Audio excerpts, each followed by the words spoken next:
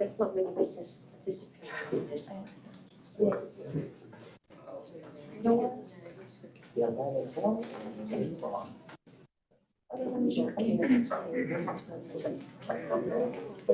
can turn that off till we start. Okay, we start. Okay. Good morning. Again, thanks for everybody for showing up for our workshop on the regs that cover the cannabis independent testing laboratories. We're going to start off in here just a second with public comment. Before public comment goes, I know we don't have a section here for what is it, reg whatever the lot sizes. We're going to allow you to come up and speak. And initially, I know there's a couple people that want to talk about it. So right after we do public comment, before we get into the Reg 5 on the agenda, we're going to allow everybody to come up so we can have a more dialogue on lot sizes. I can do open comment per section as we go through it, or yes, we're going to do it per section, per Reg 5, Reg 7, Reg 11. But we're going to do lot sizes right away after public comment. So if you're talking about lot sizes, don't bother getting up for public comment. We're going to have a dialogue. All right, let's go ahead and start on agenda item number 1, public comment. We have public comment that does not cover the regs that we're discussing today, other than license. Hey, Mike, do you want me to do the public comment? Yeah, please. All right, to provide public comment via telephone, call 669-444-9171. Enter webinar ID 864-0417-6391, followed by passcode 398178. And please limit your comments to 3 minutes. All right. Good morning. For the record, my name is Abby Kaufman. And in light of the sentiments expressed regarding the payment responsibilities and the small business impact statements for today's workshop, I wanted to touch on the larger issue of contract enforcement and delinquent payments. The CCB's purported mission is to govern Nevada's cannabis industry through strict regulation of all areas of its licensing and operations, while holding licensees to the highest ethical standards. So one of the items in today's workshop deals with ethical standards for labs, and next month we're refining which activities constitute violations, including activities that are inconsistent with the orderly regulation of the sale or production of cannabis. And I imagine today's discussion of NCCR 11.085 will highlight the impact and scope of the non-payment issue for labs in particular. But it's important to understand that non-payment, it has a trickle-down effect and it's impacting the entire industry.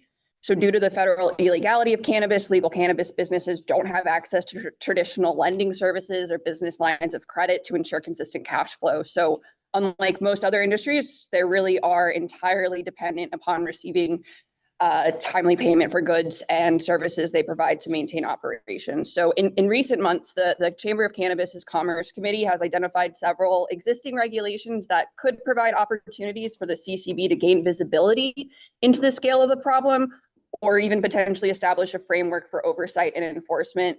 These range from the violations in NCCR 4, including the new one for next month, the requirements for license renewals and grounds for denial of renewals, potentially precedent in requiring vendor payments in 6.082, and even maybe expanding the quarterly reporting requirements in 6.135. But that's all to say, I'm not suggesting that the CCB act upon the specific regulations outlined in my written comment at this time, and I'm not advocating in favor of any particular changes. I realize this is a very contentious topic. Many cannabis establishments are understandably opposed to additional regulatory oversight for one reason or another. But a significant portion of the industry and our membership is interested in finding ways to create a regulatory environment that encourages greater transparency and accountability as it pertains to contract enforcement. Therefore, I kindly request that the CCB consider soliciting industry feedback on this critical topic and to provide the industry with guidance on if and how it plans to address it in the future. Thank you.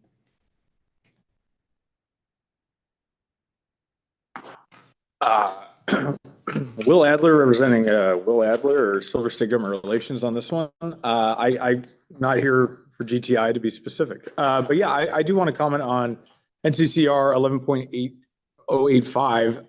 I do think it's actually a really great addition because it's something in a past life I advocated for quite a while, was guarantee of payment upon testing, because the test is sort of the validation of the whole program. It sort of the rock that the legal cannabis industry is built upon. But I do think there's a upstream maybe impact or a downstream impact, depending on how you look at it, when it comes to cultivators and especially independent cultivation production facilities. 30 days without payment would be a nice thing for some of these guys. I do know some of these facilities go 90 days, sometimes 120 days, and then there are in court, a lot of these facilities today trying to receive payment from dispensary groups further down the chain. So I do think maybe parallel language or looking at language around cultivation production products that were, purchased by a legal entity through a transfer metric, having some of the same requirements or just some sort of note of that in the regulations as well, because I do know that's a problem throughout the stack, and it seems like a good place to comment for that. Thank you. Thanks. Anyone else here down south?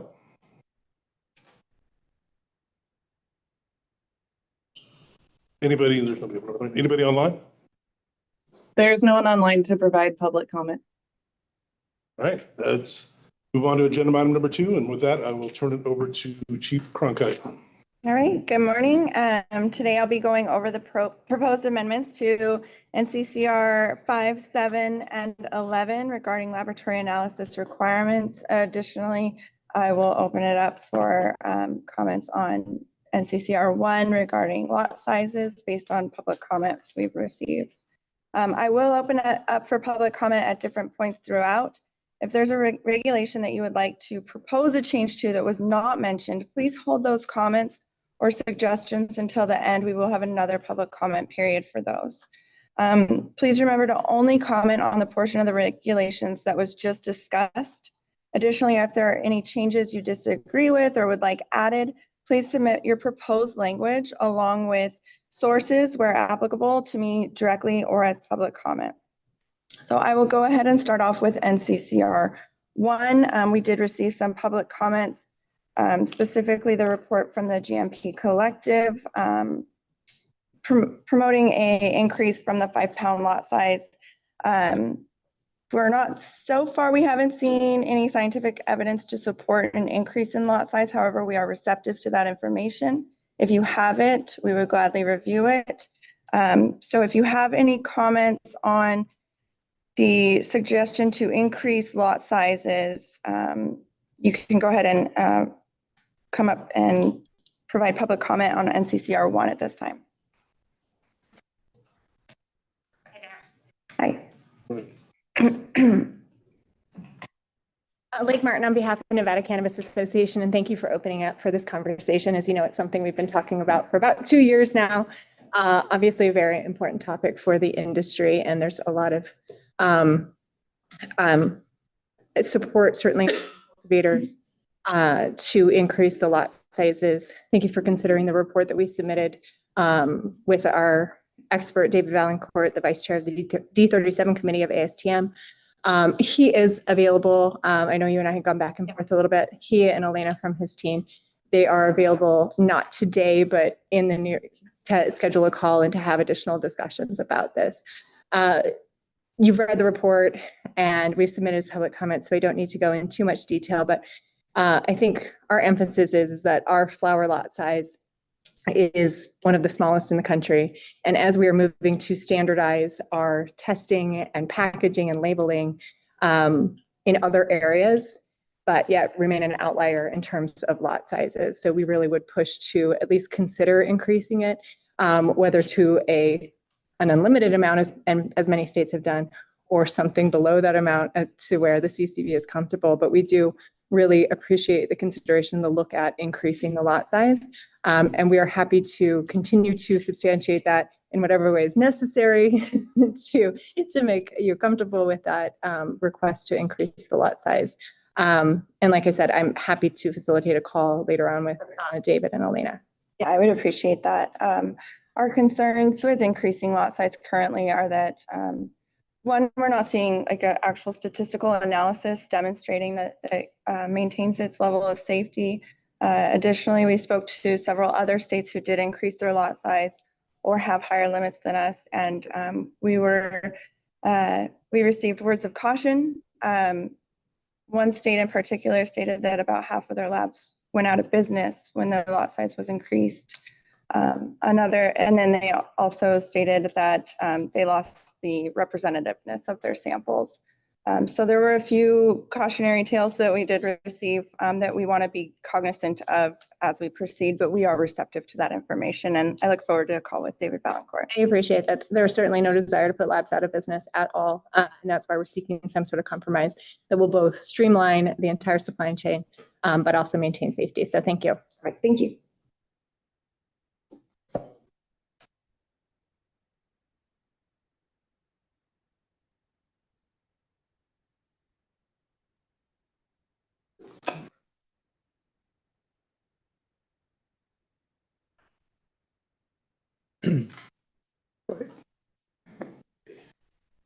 Experience first, but Will Adler for the record, representing Silver State Government Relations, representing Green Thumbs Industries, GTI. I just want to do more directive comments maybe towards staff because this has been a continual topic, right? The Sear Campus Coalition, under another guise, I applied for a direct petition under the proper processes at the time to ask for just the discussion on lot sizes. Today and now, right, we're sitting here at the workshop for labs, and we did say, if anything, can we have that discussion on lot sizes? Not, has the staff of the CCB found scientific validity, frankly, because science cuts both ways, and it does every time. One report reads one way, one report, as we just have thankfully in front of us, reads another, right? But I think it does the state of Nevada good to have that discussion, to have it in a public venue, right? That's what the workshop platform is for. So just having it listed or having something available would create that discussion, create that industry discussion and back and forth, because you would get that desired response. Because what I hear a lot is people design rooms to create 5-pound lots because they don't want to go over. But by gosh, those plants seem to be made out of some kind of organic matter. It seems like they grow randomly at different sizes all the time. And sometimes they're at like 7 pounds. Sometimes they're at 14. Sometimes they're at 12, right? When it comes to the end harvest of a single strain of a single plant grown in the same room, right? And it feels like if there's no variability where you say, okay, same test, but it's 7.5 as it's grown under the exact same conditions, and there's no difference in matter, right? Even having that amount of discussion shows that we're open to having the discussion, right? But not listing it on any of the workshops we have today, either the lab one specific today or the definition one coming up in 2 weeks, just felt like we're again just not hearing the desire from the NCA, Nevada Campus Association, or GTI when they directly asked to at least have this heard in January, right? And I understand the process staff is going through, but that doesn't seem like a very public process saying, hey, we have a closed door that needs to be opened through an abundance of scientific knowledge that has to be presented in private, not in a public workshop. I mean, I appreciate the discussion today, but I do want you to hear from someone who actually helped build this lab program. My expert of choice, Glenn Miller, the former head of ILAC, the lab testing group that actually established the medical marijuana testing programs, because we did it all kind of at once, right? And I don't think there's any harm in having the discussion about, hey, is there some flexibility available in Nevada while keeping the same testing standards, while keeping the same gold standard we're proud of? There can be some flexibility, I believe. So I thank you for having this sidebar discussion, but I do feel like there's been a sufficient amount of industry asked to have this listed somewhere to have the public discussion. So thank you for taking this moment today, but I do look forward to seeing this maybe as a publicly vetted topic at the definitions in May. Thank you. Thank you.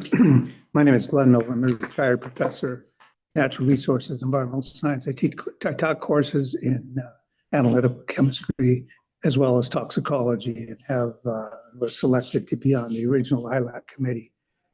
And which was somewhat frustrating because the process seemed to be that the regulatory decisions would be made, then it would come back and ask ILAC, are these reasonable? No, they're not, but they'd already been passed. And so, one of the issues that came up in that regard is lot size. And I think most of us, if not all of us on that committee, decided that this was probably too small. It made no sense. And if you're producing several hundred pounds of marijuana per year, having to test every 5-pound load. The issues of scientific validity of increasing the size. There was no scientific validity that I can remember to use 5 pounds. It was, BOTEC, 2013, BOTEC came out with a statistical analysis that was published for the Washington State OLCC. yeah, Is Washington State still at 5 pounds? No, they're not. They are one of the states that I would say, provided caution. caution. Did not increase. So. well, it's 25 maybe, but yeah. It's, the other issue with this is the original ILAC committee, we had a discussion about, we're going to be increasing the costs of legal marijuana substantially over the years, and it has increased. And the flip side though, is now there's an increasingly desire to use, just like we did in the old days, you use it illegally. And I know that is an issue.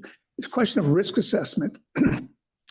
And I used to teach courses in risk assessment, and I've not looked at this specific issue, but the risk of doing a 5 pound testing, having prices go up, is going to force people to move into illegal products more, and they could be the same quality of THC and the marijuana. And so the risk, and I hope you would consider this, the risk of not increasing the cap size and keeping the amount size and keeping the cost down is going to encourage people to go outside, which is a bigger risk because none of those are ever tested. And they could use any insecticide on it, any fungicide that they want. That's a big deal. We've seen it at the home grows. So Yeah. What's that? we've actually seen it at some of the big home grows where they use whatever pesticide they have, whatever. The water. I'm an old pesticide chemist at UC Davis, and I worked for a pesticide company for a while, and it's these analytical methods are fairly difficult, and that's part of the ILAC discussion. But I guess I would make the argument that 5 pounds is too small, and it will increase the cost professionally. Because if you look at an overall risk assessment, having people do things illegally is probably a bigger risk overall. I won't quantitate that for you because I don't know, but it's certainly the case that if there's any argument, and Washington is a good way. I'm not sure what they use now, but I know it's higher. But on the other hand, I'm a lab guy. In fact, I worked with a couple of groups that were starting laboratories back when marijuana was first legalized. And I think everyone was expecting $800 to $1,000 per test.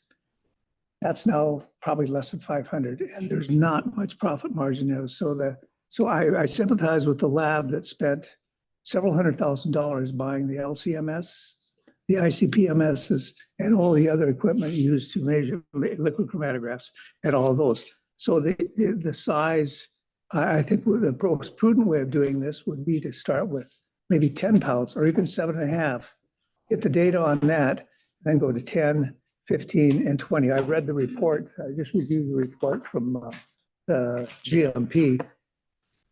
It's a good analysis. It's a good analysis of what they think is appropriate. So if you test 0.5%, is not an unreasonable way to do it. This issue of sample size is a problem across, I'm an agricultural chemist guy, and you do the same thing with soils, with food products, and cosmetics and all those things. And people have made that decision of what sample size you should have for fertilizer analysis.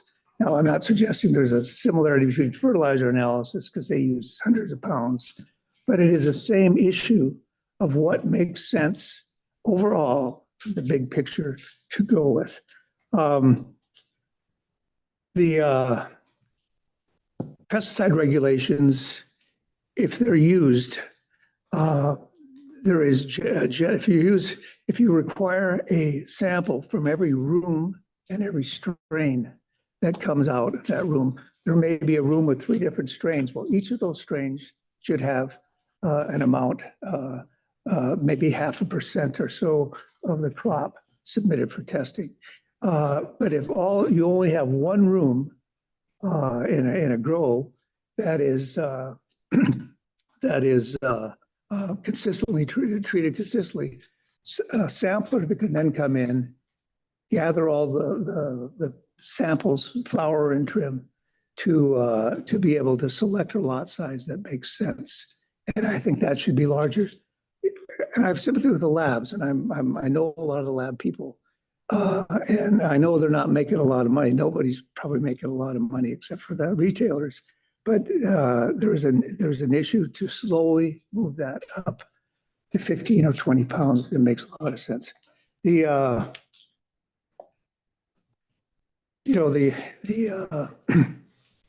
food processing, which I think is more important. If you are imbibing in cannabis materials, you're doing it intentionally.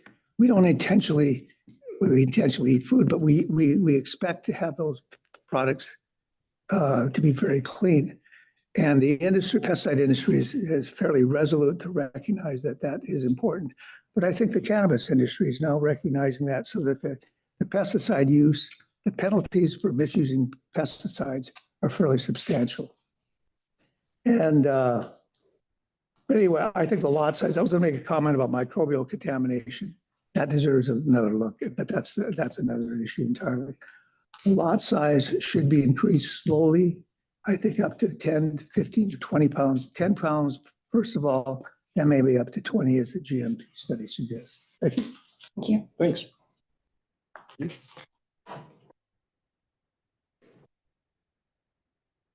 Any other public comment in Las Vegas on NCCR 1 regarding lot sizes? Any public comment online? Hold on, we got Oh. somebody. There we go.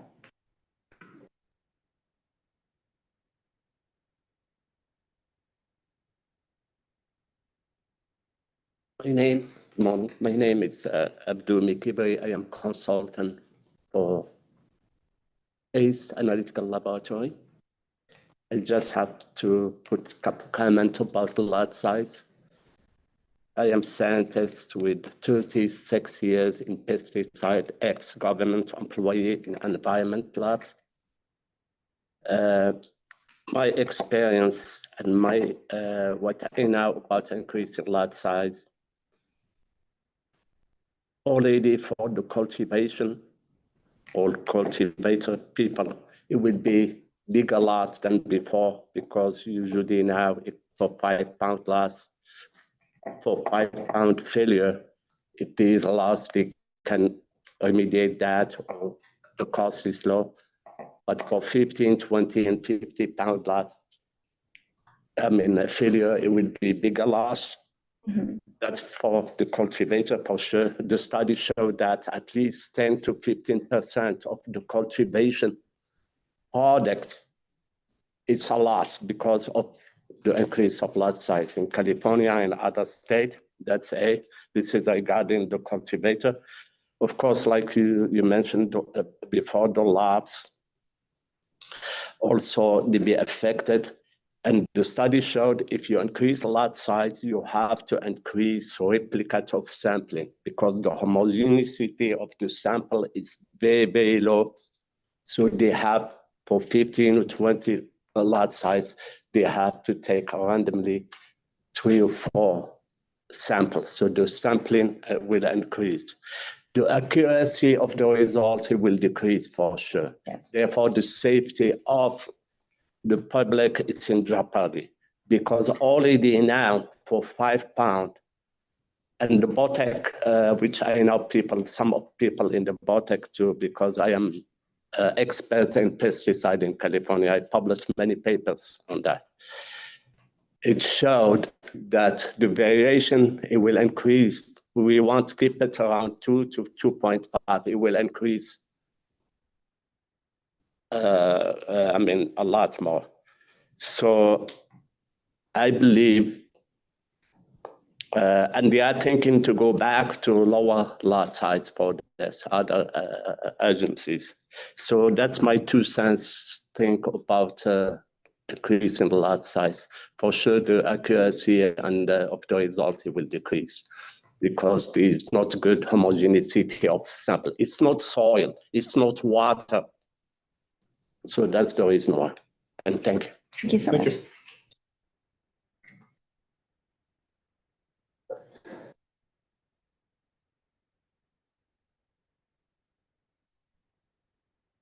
Hello, Well, Adam Fulton, law firm Jennings and Fulton. A couple points on the lot size issue, and I know that we've already talked about this from the laboratory standpoint. I'm also here talking not only from a laboratory standpoint, but also from smaller cultivators who I represent who have concerns about increasing the lot size as well. So increasing the lot size will decrease accuracy and failure rates, which will impact small businesses. It will impact minority-owned businesses that are smaller.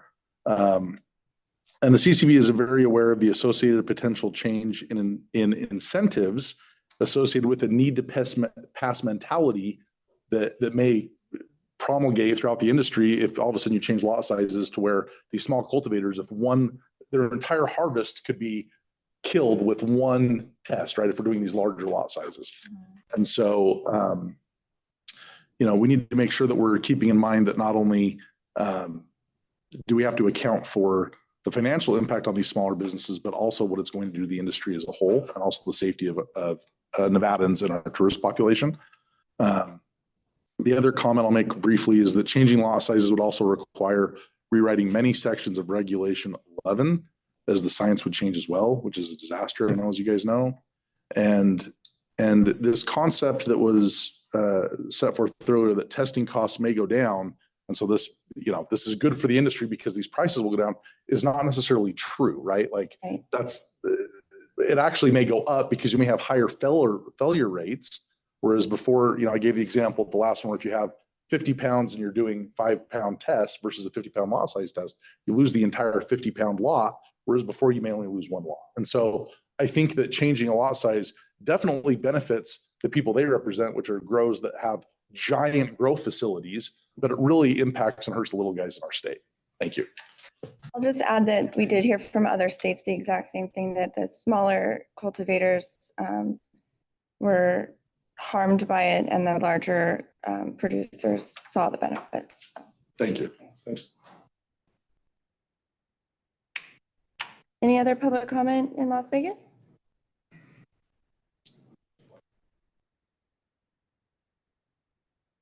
If you make it brief, we'll have a discussion on it. Glenn Miller again. The microbial contamination, that is a difficult one. And I completely agree with the humidity issues are really critical, and that can vary substantially. But on the other hand, the really expensive tests, the LCMS pesticide tests, the HPLC, other tests, they're pretty rock solid, and they're not going to vary as much as the microbial test because that's a humidity issue and management issue. My opinion on this is they should be allowed to submit 5-pound lots, but the bigger growers should be able to submit 10 or 15 or even larger lots if they want to take that risk. But this should be a discretionary issue. If you want to have 1-pound lots, there's no problem with that if the grower wants to do it. But certainly if they should have discretion, you don't have to take the whole 10 pounds. You can take 5 pounds. In fact, the microbial contamination is highly variable. You guys have seen that quite a bit. And so if you want to separate and do a 5-pound lots for microbial and the other expensive tests, LCMS, ICPMS, all those acronym names, they should be able to do that. But if they want to say, but we want to only have this lot size, 5-pound lots for microbial tests, which are relatively inexpensive and the equipment used is less. Thank you. Thanks. All right, last call. Okay, any public comment online? Will the person with phone number ending in 1657, please state your name before providing your public comment and dial *6 to unmute.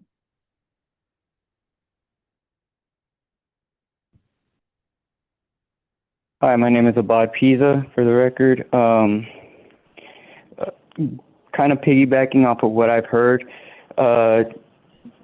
it sounds like what you guys are doing is price fixing, which goes directly against the Sherman Antitrust Act. Smaller cultivators and stuff like that, the traditional market is still wanting to play ball.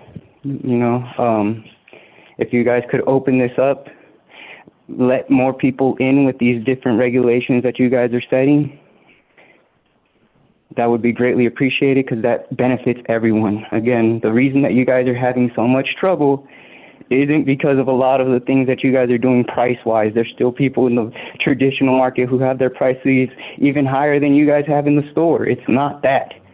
It's the quality of the cannabis that you guys are growing. It's the fact that you guys are growing hop latent virus cannabis. It's a lot of different things where people who truly don't have any business dealing with this plant in a medicinal standing, who don't really know it, who don't really understand it, and you guys are just doing experiments, which, you know, is basically experimenting on people at the same time, because it's got to go hand in hand, you know. It just makes no sense that this still is going on with the same thing of just letting people do business. You know, people want to do this. More people are willing to do this, which is, at the end of the day, is more money for you guys if you guys are taxing it and regulating and doing all this other stuff. Because again, just because you're letting more people in doesn't mean that you're gonna not get money from it. Like, that doesn't make sense. You guys are still gonna get money, just like you do with barber shops, just like you do with the restaurants. Excuse me, sir, sorry. This discussion right here was about lot sizes in particular. This sounds more like a public comment that should be held till the end of the workshop. But if you have anything specifically on lot sizes, we'd love to hear it. Well, you're talking about how the lot sizes affects the prices.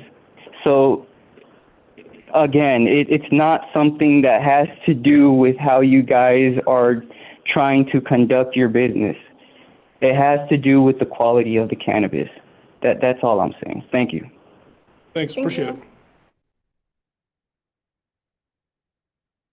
All right, I will now move on to NCCRs 5 and 7. NCCR 5.075 has one proposed change that would allow for independent testing laboratories to be inspected at least biannually rather than annually as currently written. This is consistent with how many other laboratory industries are regulated. There would still be frequent spot checks on these laboratories every year. And then NCCR 7.035 has one proposed change that requires a sales facility to provide a copy of the COA and to the consumer upon request. This could be electronically or in any other medium as desired. Additionally, some language is stricken just as cleanup. Are there any public comments in Las Vegas on NCCRs 5 and 7?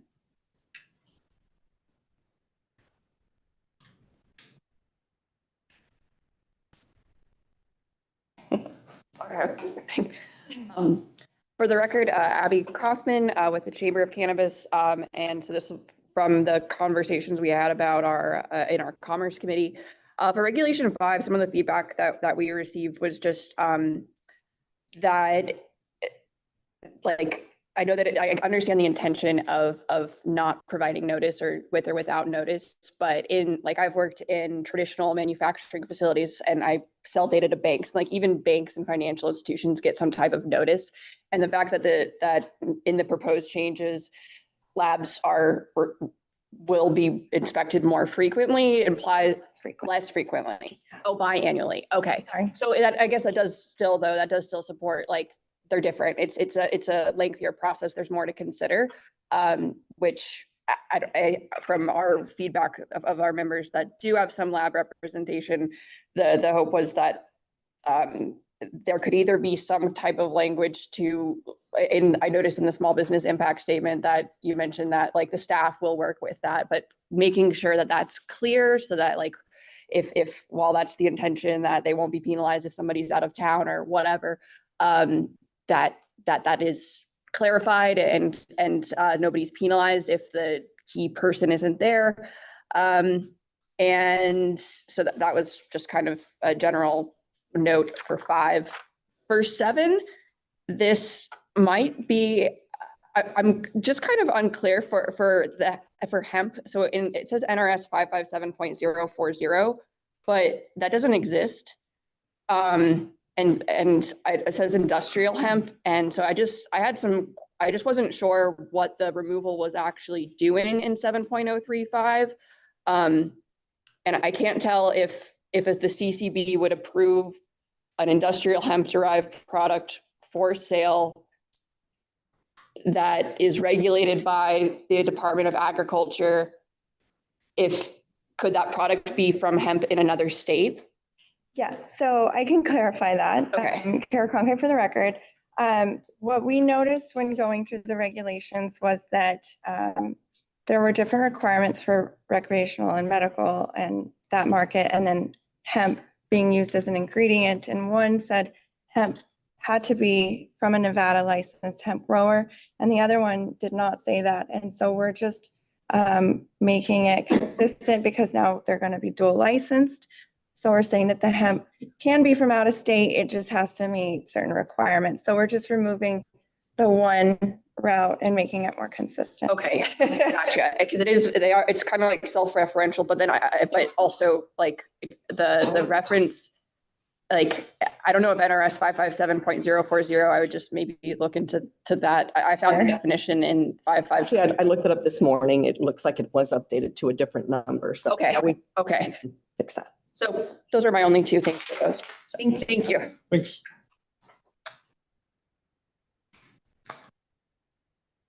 Any other public comment in Las Vegas on 5 or 7? Are there any public comments online regarding NCCR 5 or 7? If you wish to provide public comment, click the raise hand icon on the bottom of your screen if joining by Zoom. If joining by phone, dial *9 to raise your hand and dial *6 to unmute. Please state your name before providing public comment.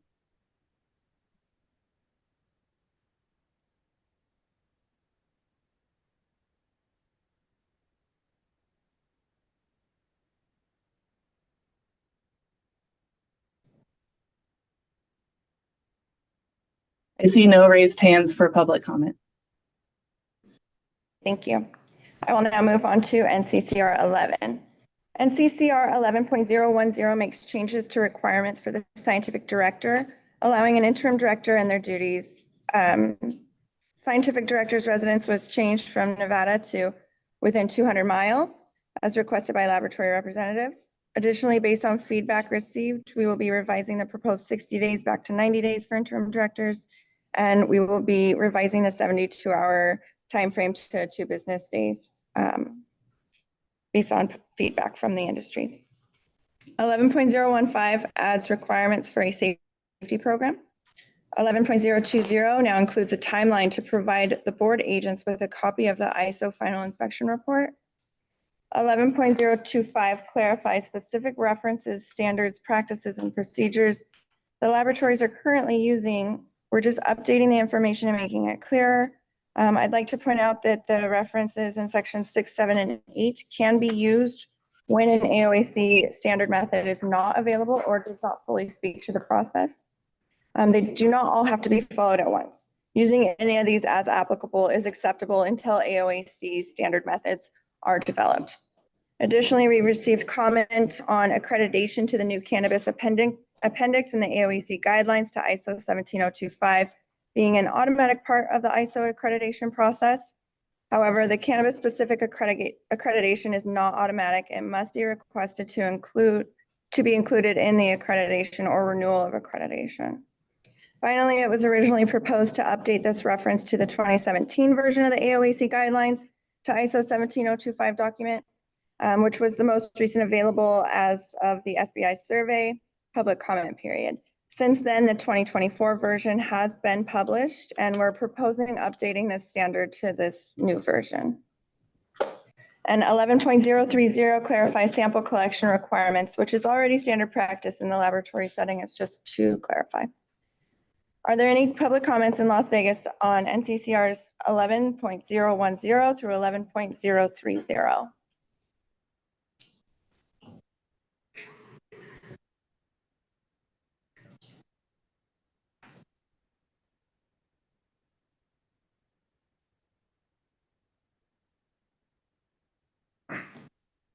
Out of Fulton with the law firm of Jennings and Fulton. Alicia Ashcraft, a law firm of Ashcraft and Barr. All right, so I want to be clear, you want us to go through comments up through 11 point, 030. 030, okay. So on 11.010, and just for the record, and Kimberly's here also, between the three of us, we represent all 11 laboratories in the state. And we are in the process of finalizing all laboratory requests and revisions to this, and we'll submit these to you shortly. We're almost done with it, but these are some of the changes that have been proposed, and we want to put those on the record. As we go through these regulations today, I won't go into the detailed analytics because frankly, I don't understand half of it, for being honest. But I will point out some of the changes so that's on the record, and then we'll submit follow-up comments and analysis with the science behind it at a later point in time. Okay. So 11.010 sub 3, the request is to change it back to 90 days instead of 60. Given the difficulties of an adequate pool of candidates for these types of positions. So we're requesting that go back to 90 days. One we plan on implementing. Okay. Thank you. Thank you. Subsection 4, we're requesting that the language be changed instead of within 72 hours to 3 business days. The reason for this being is because many labs are not open 7 days a week. And so it allows 3 business days instead of 72 hours. Subsection 6, we're requesting, again, it says not to exceed 60 days. And we're requesting that be changed to 90 days for the same reason as stated before. 11.015 sub 4.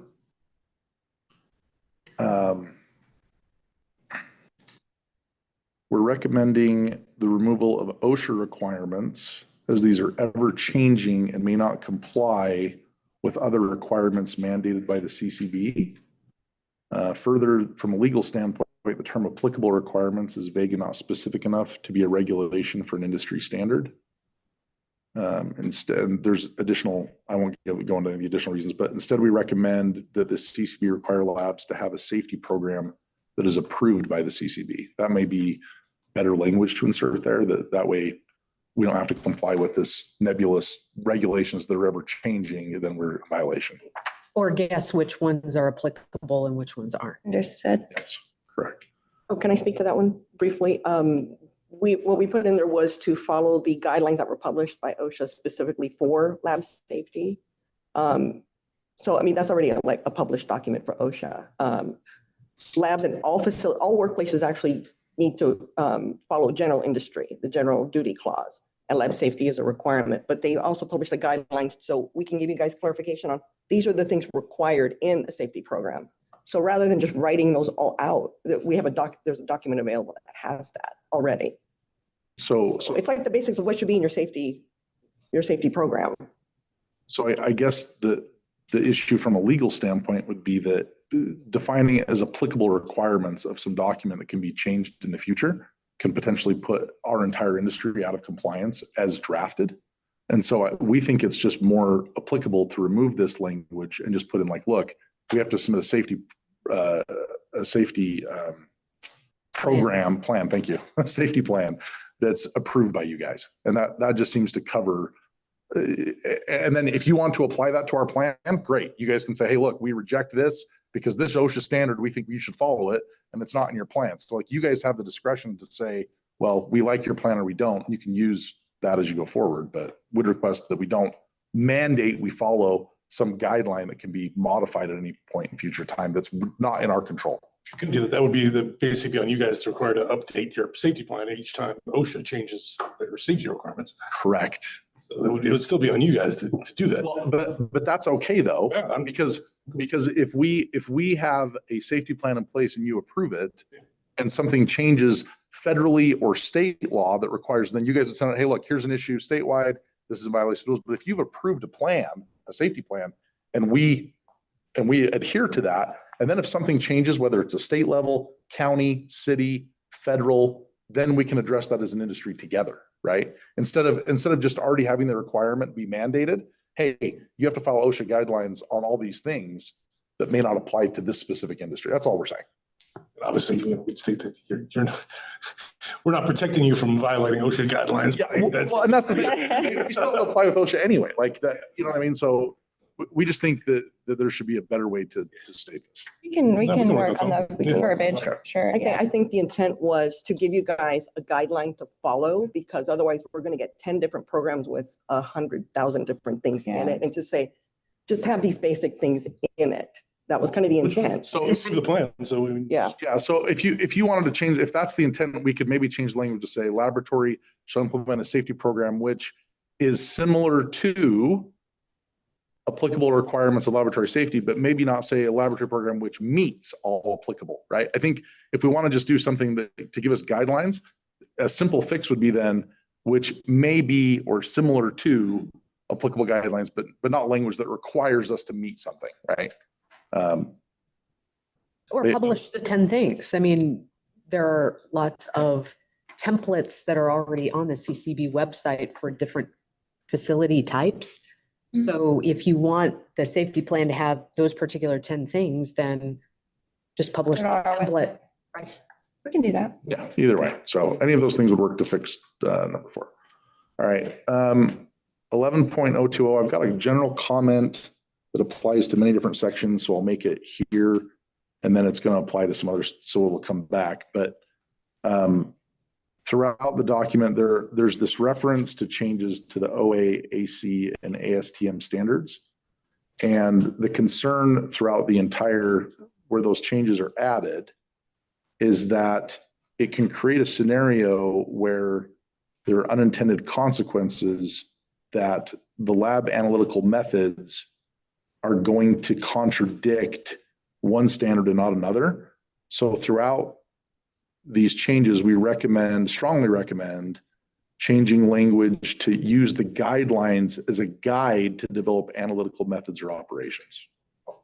And that'll come back in 11.070 when we get there.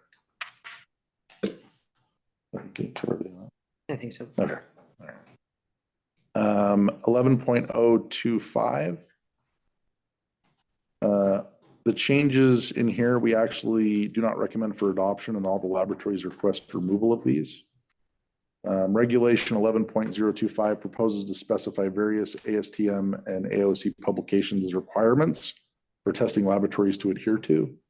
And then I won't go into the science behind it, but we'll provide analysis later, because I'm sure you don't want to sit here and me talk about stuff I don't understand. But basically it creates, the sum of the argument is it can create contradictory requirements. And having the language that says each, under subsection 1, each cannabis independent testing laboratory must, and then adhere to these things, right? The language requires us to adhere to standards that are potentially contradictory to themselves, to the other standards, and also to CCB rules and regulations. But also weren't intended to be, they were intended to be guidelines. Right. Correct. So we don't think there's anything wrong with saying, hey, here's some guidelines to follow. Like, here's what we recommend you do. But we think the language must is a problem, right? Yeah.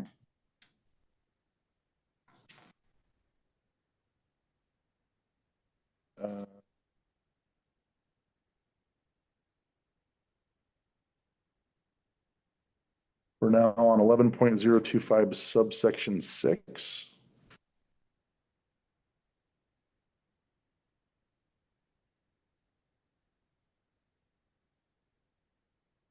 Similar argument. I won't get into the ASTM standards or the QA QC guideline acceptance or non-acceptance issues. Instead, I'll just say, and we'll give you our comments to this, but subsection 6, we recommend the change from must use to may use in the first sentence of section 6. So may use when available, because then I think it goes to the heart of what you guys are trying to do, which is like, look, here are some standards that are good. We think you should incorporate these things. But the problem with, again, mandating specific requirements in the science level, from a science perspective, is it's going to create contradictions in between the two and on the, for various things. And again, we'll provide supplemental information on that. Okay. You wanted me to finish through 3, right? Yes. Okay. All right, 11.030 sub 4. word condition. The problem with the word condition is a lab cannot document the amount of a sample. A lab can document the amount of a sample, but the word condition is nebulous and not defined in the regs. So from a legal standpoint, it's hard to tell a laboratory, how do you define the word, like how are you documenting the word condition? And the state's directive is to test all samples as received. And so this being considered the condition of the sample is inconsequential or irrelevant. Like, are we talking about, well, is the condition as a package? I mean, it just, we think that we should remove that word. Okay. 11.030 sub 15, we recommend removing that. The labs feel it's unnecessary. Additional COC and sample identification requirements are already required in the things above, and there's no need to add additional regulation here for some of the same reasons we talked about before. That's through 3 out. Yeah.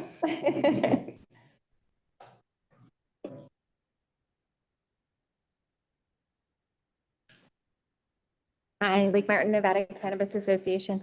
Similar, somewhat to what Adam was saying on 11.025 sub 8.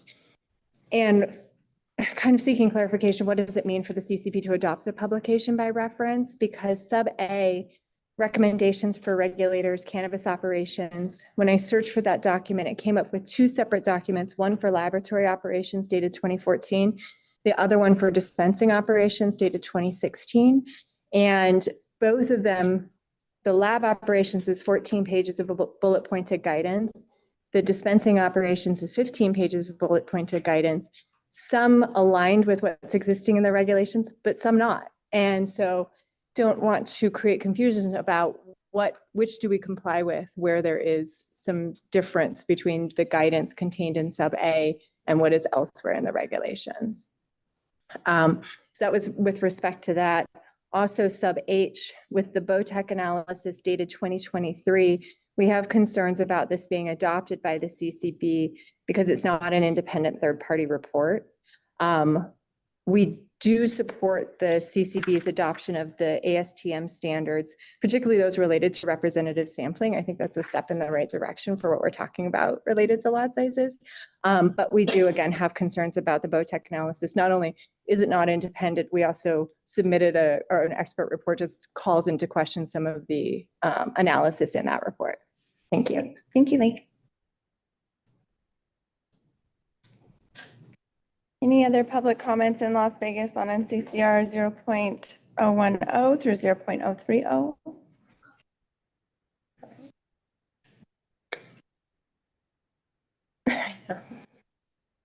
Abby Kaufman again from the Chamber of Cannabis, and mostly just echoing some of the other feedback.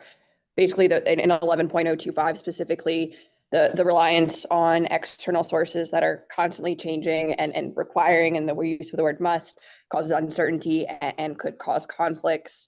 So as much as possible, preference would be to have them directly referenced, or like Mr. Fulton mentioned, the use of the word may, because that same language is used. The board may require accreditation. Any there's a lot of the board has a lot of they may adopt or may require this type of accreditation, but the licensee must follow these things that are external and could eventually be in conflict.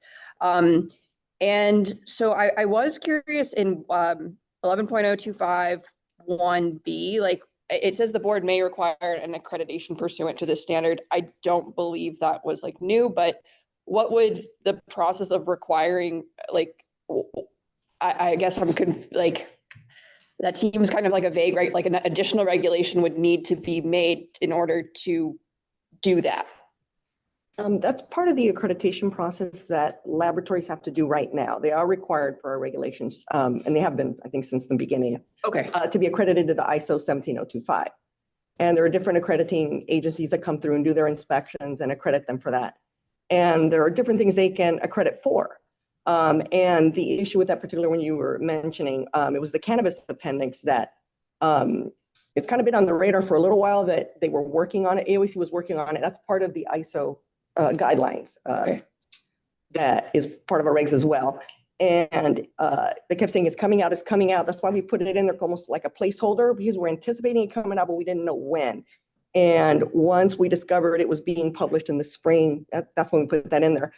It literally just got published. I just got a copy like a day ago. Yeah. So we're reviewing it to see about, since it's cannabis specific for the accreditation, looking at requiring the labs to meet that accreditation. Okay. It's not automatic, as some people assume, that just because they're already coming out and doing their ISO accreditations, that they're automatically going to add the cannabis one. Mhm. I spoke to an accreditor, and they say that the laboratory has to request it specifically. So that's just what we're looking at right now. We're evaluating it. And it was kind of just a placeholder, like we know it's coming out. We wanted to have the option to require it, but obviously we're always going to review it before we make it a requirement. So now we're proposing, that once we review it, there's a possibility we will be requiring the labs to request it of their accreditors to make it part of the Gotcha. inspection process. Okay, thank you. So I appreciate the context there. And so if you were to require it, like, would that be a regulation, like an additional, would we open this back up again to like, or how would that requirement be?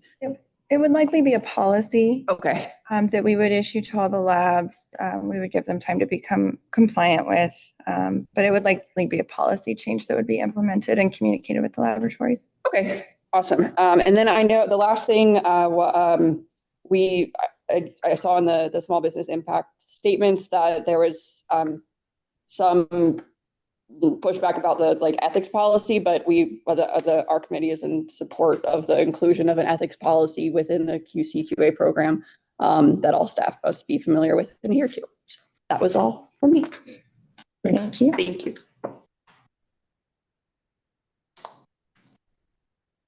Anyone else in Las Vegas? Okay, are there any public comments on, oh, never mind. Are there any public comments online or on the phone for NCCR 11.0 through 10 through 11.030? If you wish to provide public comment, click the raise hand icon at the bottom of your screen if joining by Zoom. If joining by phone, dial *9 to raise your hand.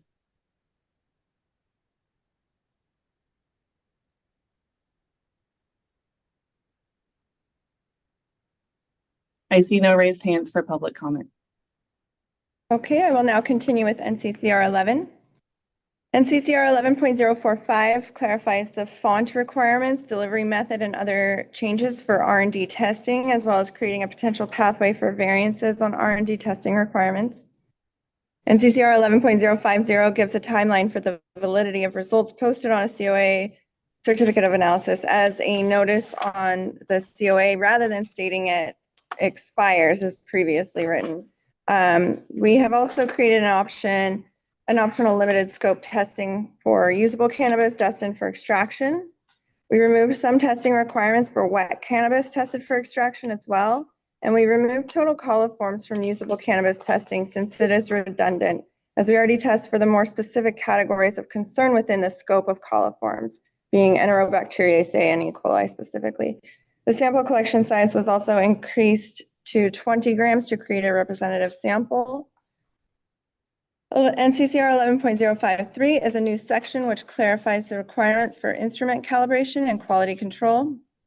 We received a request to change the proposed CCV requirement from every 20 injections to every 20 samples, which is acceptable. However, the new 2024 AOAC guidelines that Liz was just discussing to ISO 17025 Cannabis Appendix F requires CCVs every 10 samples.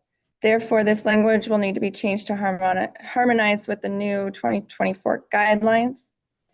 Additional feedback was received regarding heavy metals. We are evaluating whether to change the proposed limits for heavy metals acceptance criteria for calibration verification samples from 90 to 110% to something else.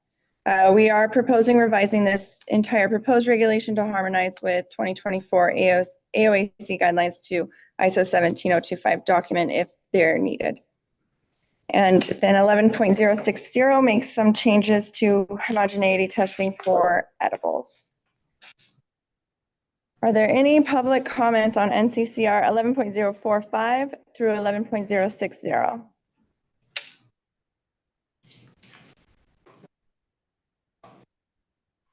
Good morning. My name is Steve Cantwell, owner and operator of Brew Life Productions. Today, I wanted to share my experience and concerns with our current aspergillus testing. We've been operating for over 9 years, working side by side with regulators from the inception of this industry. Our goal has always been to produce safe, organic, medical grade quality product that patients can trust. I've always been a proponent for state testing. I value the data provided on the COAs and use it to make data-driven decisions in our facility that have led to the success of our company. My first concern with aspergillus testing is the inconsistency of the results that inhibits us from making data-driven decisions. Example, if I have 10 lots, same strain, same room, same lab, tested, and one fails for mold and yeast, this is sometimes can be an anomaly. But even if the other 9 pass, I can see traces of mold and yeast that we can use the data to find where the problem started. And from there, we can make corrections in the grow or on the trim side. And note, when we retest a mold and yeast fail, 90% of the time, it fails again for mold and yeast.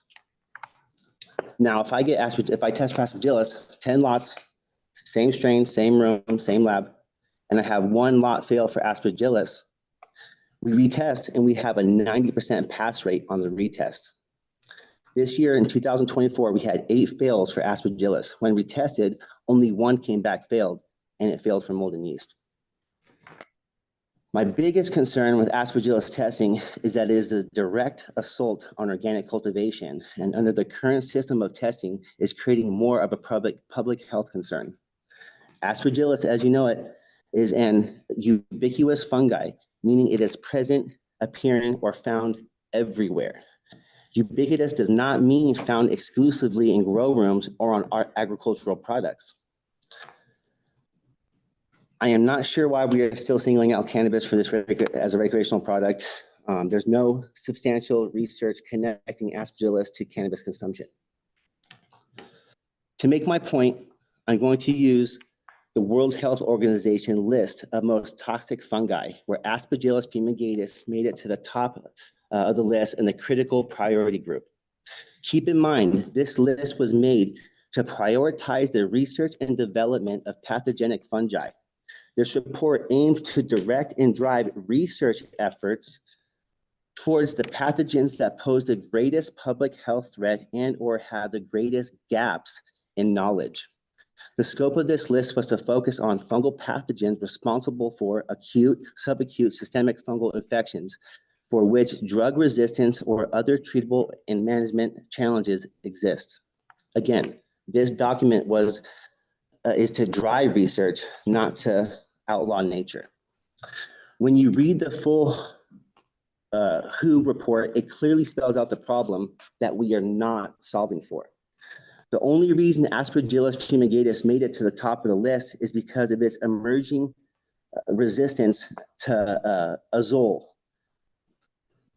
The WHO report states that immune-compromised individuals are really the only ones at high risk for Aspergillus, and the real threat, again, is azole-resistant invasive Aspergillus. Both the WHO and the CDC make direct correlation to azole-resistant invasive Aspergillus and the use of azole fungicides in agriculture. You see, azole is one of the antifungal agents used to treat fungal infections in humans and in agriculture. Now, my research found that there are 29 common azole fungicide names and 6 types of azole chemical groups that make up the 29 products. Out of the 29 common azole products, the state only tests for 2, and those 2 share the same common chemical group. This means that there potentially are 5 other chemical groups of azole that are not tested and 27 common azole products. Now, trip on this.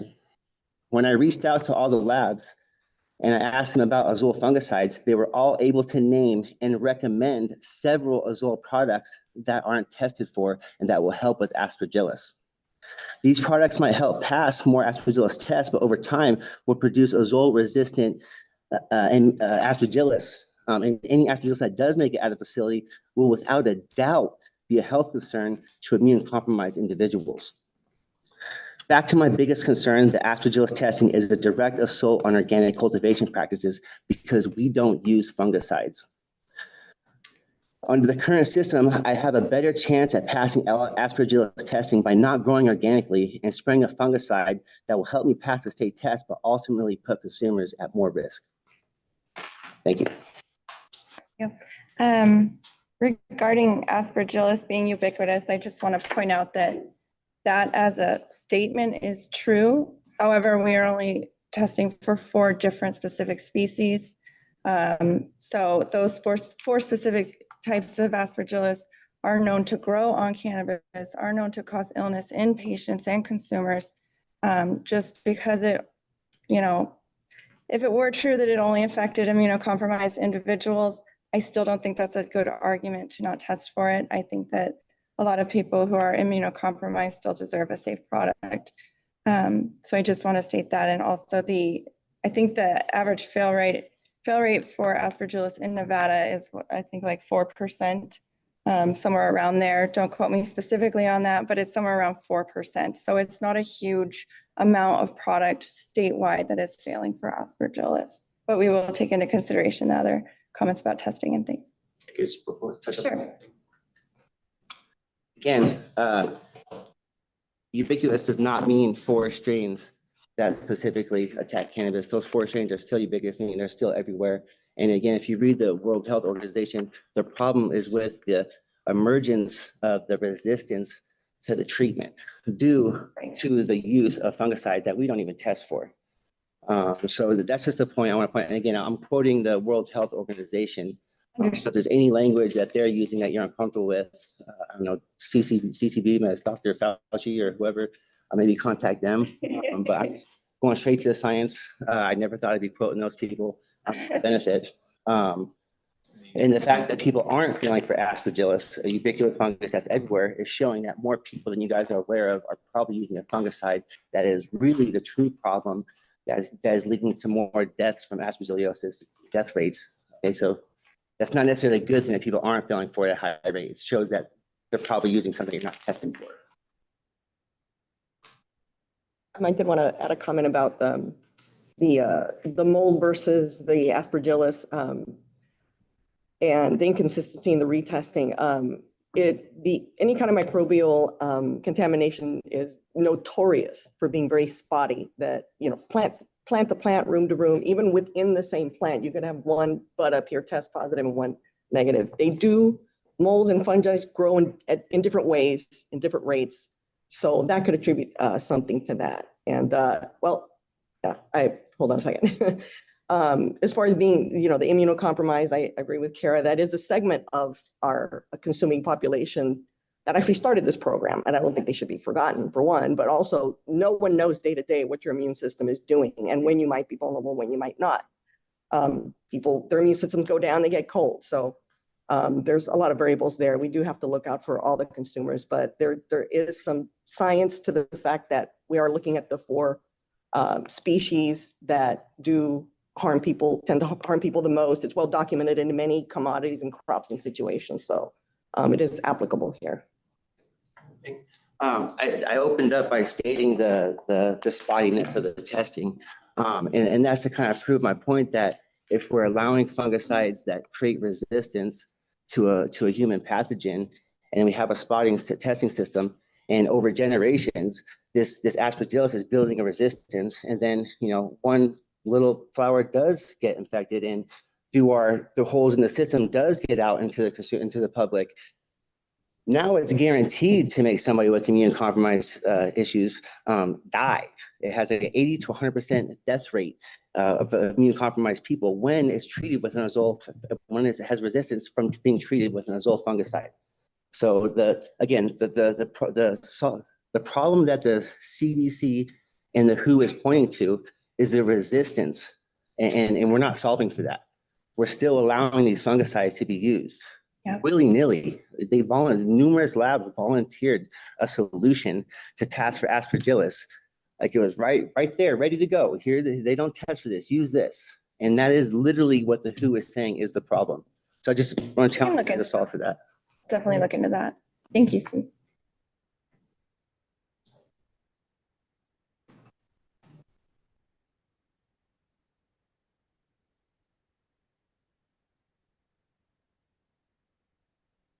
Welcome back. Adam Fulton with the law firm of Jennings and Fulton again, Alicia Ashcraft with the law firm of Ashcraft and Barr. going from 11.045 through, where do you want us to go again? To 11060. zero, okay. All right, so the labs recommend that 11.045 actually be moved out from Reg 11, because maybe it'd be more appropriate to put this in a cultivator production regulation, as it doesn't even apply to the labs, it just applies to the other cultivation facilities and production. So recommend we remove that to a different section. Okay.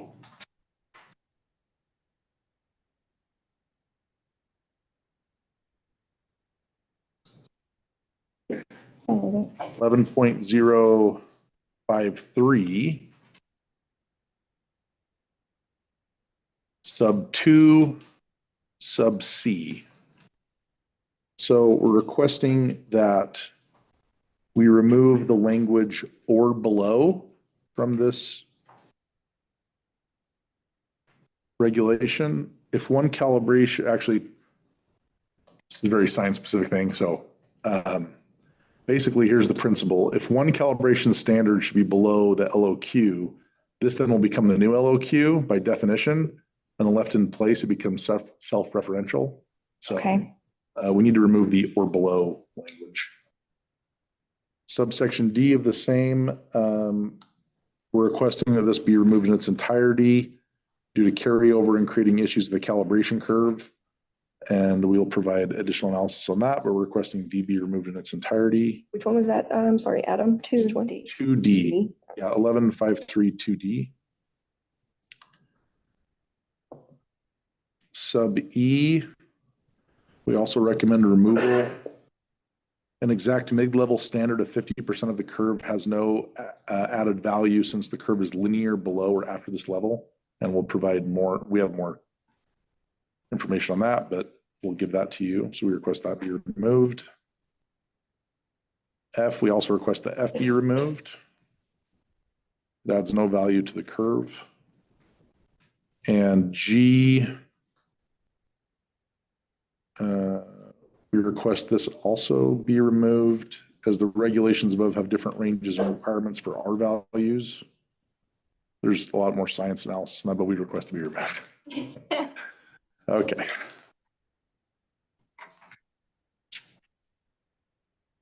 All right, sub 5A1.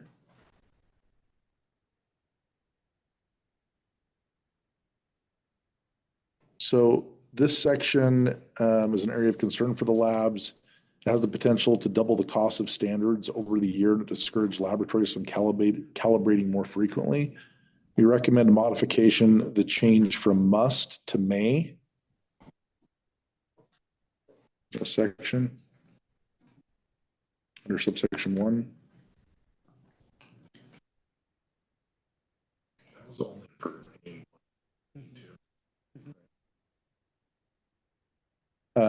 subsection 5 sub B sub 3. We recommend. I think you already addressed this one. Kara, is this the one where you changed it to samples instead of injection? Mhm. Okay. Okay. Yeah, but now the new guidelines say 10 every 10 samples. So maybe have them look at that and get back with us. Okay. But the language from injections to samples is, okay. But we're changing it to 10. Okay. Yes.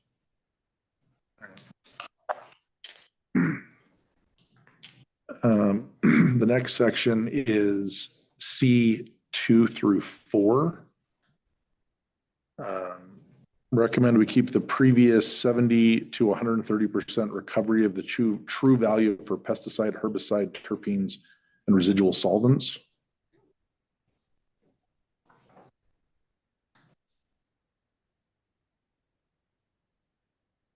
For section 5, sub C, now we're at sub 5.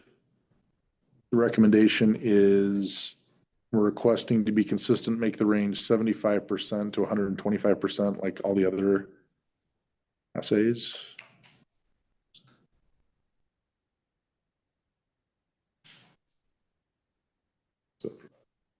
Yeah, that's up to. Okay, so we're at. Yeah.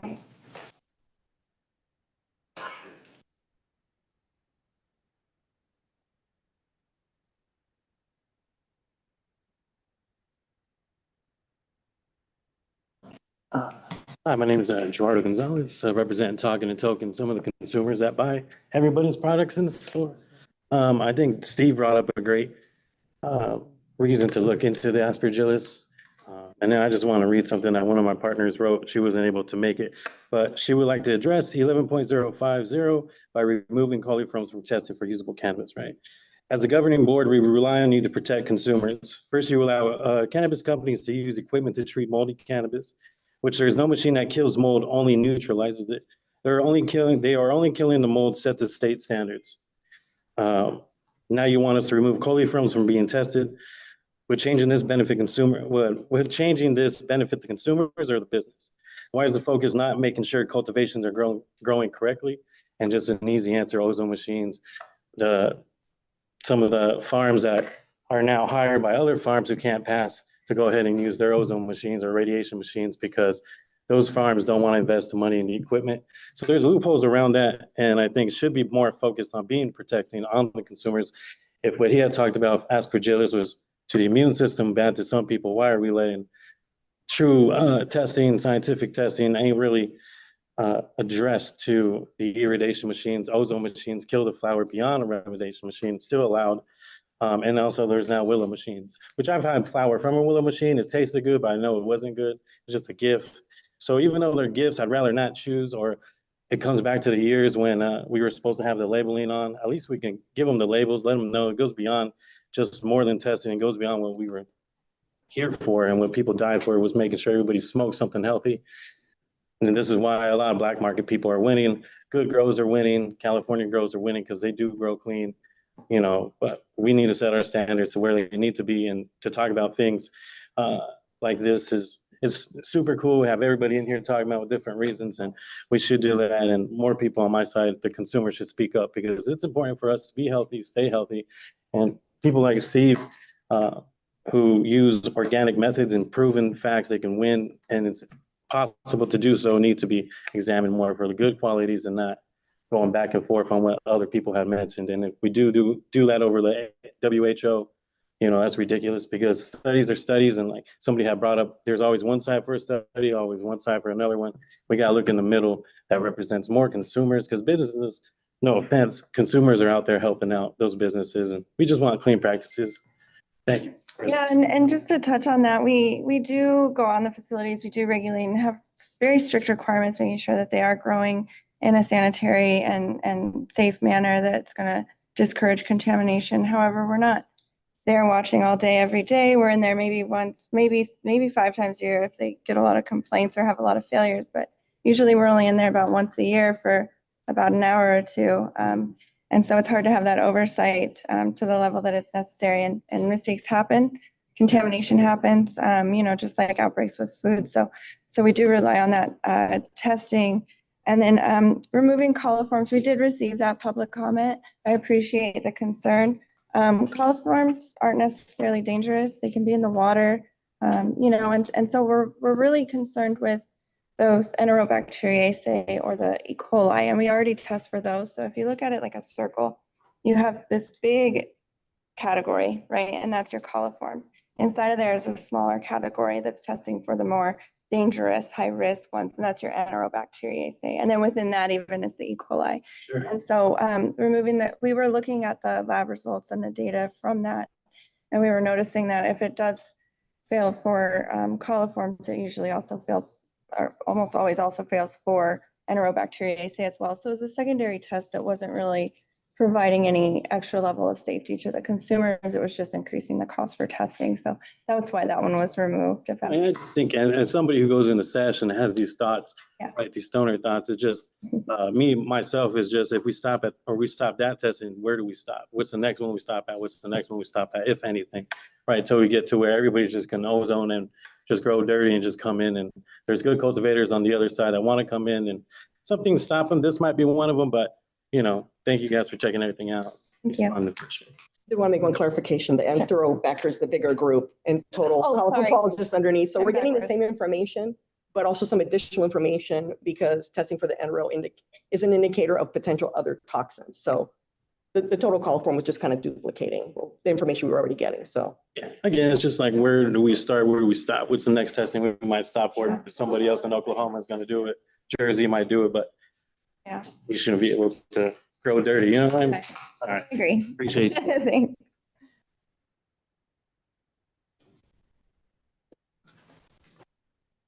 Good morning. Hadina Feliz on the Board of Chamber of Cannabis. First of all, thank you for taking my suggestion on changing the language in reconciling the bulletin on 6.12. All right, we greatly appreciate that. Today, I'm going to make a comment on NCCR 11.065, use of approved pesticides by cannabis establishment. That's the next one. Oh, I'm sorry. Oh, Sorry. yeah. Too soon.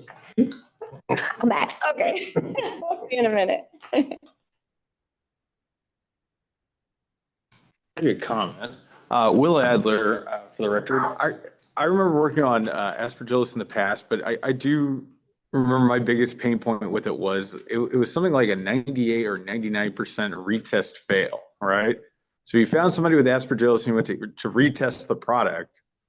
Now, every cultivation would ask me usually, is it worth retesting, right? If they failed for aspergillus, to say, yeah, retest it every time. Because 99% of the time, that same bucket passes for aspergillus. Doesn't matter what strain, right? So that was my one verification thing is, what is the value of the test? And is this a valuable test to the consumer? Whereas every time somebody had aspergillus fail, I was like, oh yeah, I will guarantee you will pass that retest. And they did.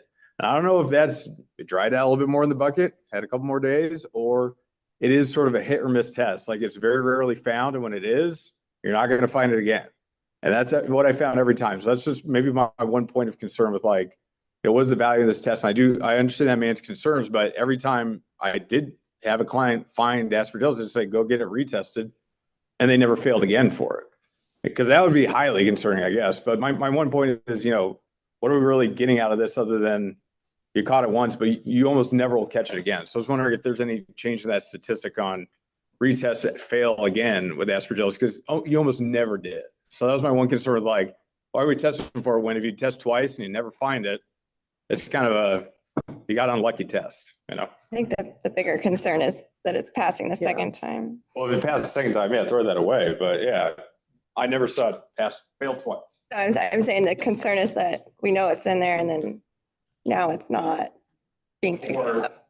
Again, you just got unlucky the first time, it was like a luck test. So but try again. You'd always pass. That's not good. Anyone got a stat? Well, those 4 strains are not everywhere. Those 4 strains cause harm.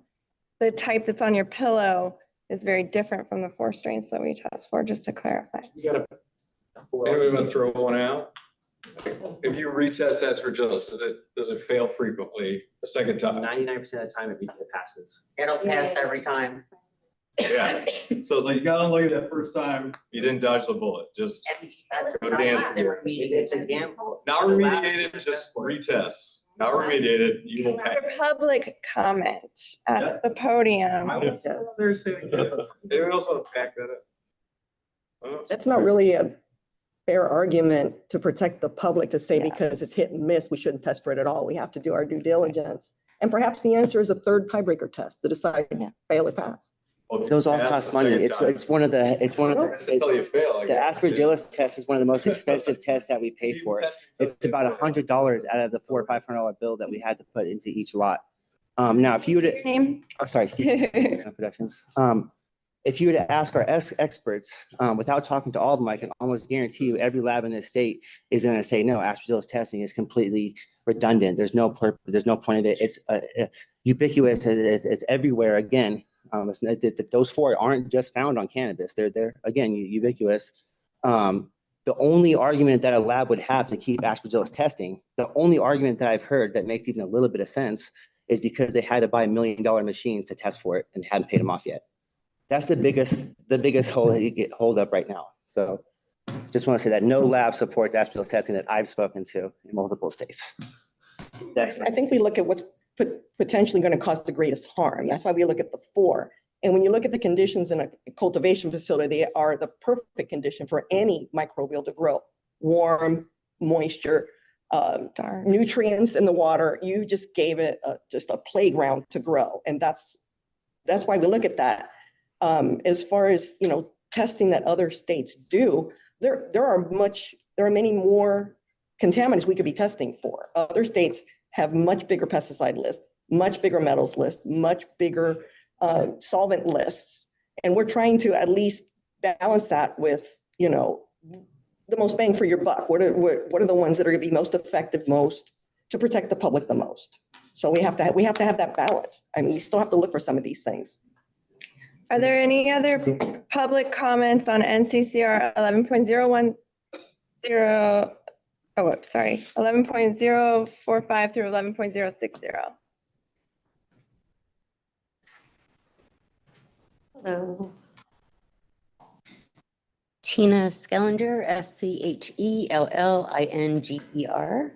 I'm a consumer member of the board of the Chamber of Cannabis. I've been in the cultivation industry since 2016, and I've seen good practice and bad practice. During my time with laboratory testing, when it comes to testing for coliforms, every lab that you speak to will tell you that testing positive for coliforms is a sure sign that there is lack of PPE, basic washing hands, basic cleanliness issues, and usually a peak window into a larger issue, which has been proof positive each and every time that whenever a lot that I've had test for coliforms, we were able to do a detective go, oh, that's how it happened. So when we speak of public health, if we're not removing aspergillus, why are we removing the coliforms? And I believe we just touched. I know myself, being somebody that has rheumatoid arthritis and has an autoimmune deficiency, where things like mold, aspergillus, fungus, and those sorts of things where like I have to take allergy pills every day just to go to work. Coliform will make people sick. And when I've been in this industry passionate about the quality and the health benefits and all the positives, I'd hate to think that we're letting something like that slide where somebody is going to have a bad experience and is or going to get sick. I consider living here in Las Vegas, we get a large tourism industry of people coming from other states and cities and countries where cannabis has yet to be legalized, and getting an impression of how we do things here, making decisions on how they may vote in their own state. So I would really appreciate just keeping those higher standards, keeping the flower clean, keeping the public healthy. And we already kind of went over it, but the reason that coliforms was removed was because it was truly redundant testing. We do test for that bigger indicator. So it would be captured under that Enterobacteriaceae test. So coliform testing also, when it's positive, can also be a sign of an insect infestation. It's all because captured under Enterobacteriaceae. So any coliform contamination would be captured still under our current testing guidelines. Right, but then these products are being remediated. Enterobacteriaceae has so then people are still getting bug feces after it gets remediated. Just letting the public be aware that that's what you're getting after the remediation process is. It doesn't actually remove whatever it tested positive for. Understood. Any other comments? One, I promise.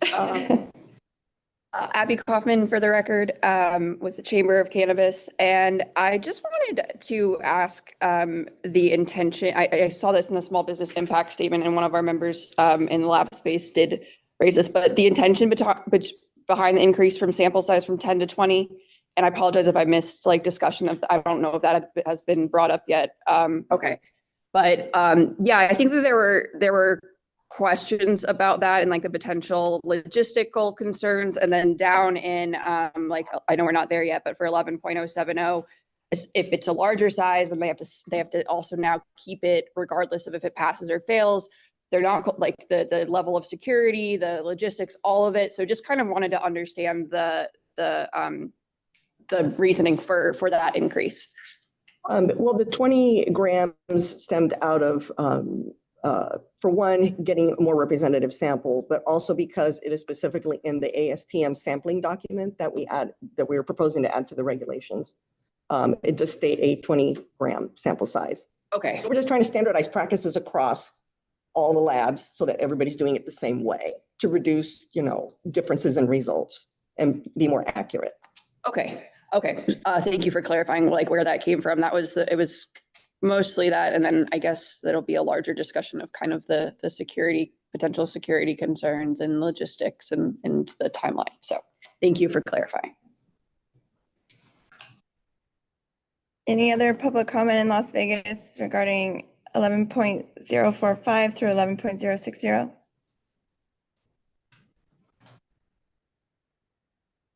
All right, are there any public comments online for 11.045 through 11.060? Will the person with phone number ending in 1657 please dial *6 to unmute? Please state your name before providing your comment. My name is Abad Pisa. I've been growing since I was 5. I helped set the standards for by being a cultivator in the initial thing where all I've heard is people trying to lower the standard.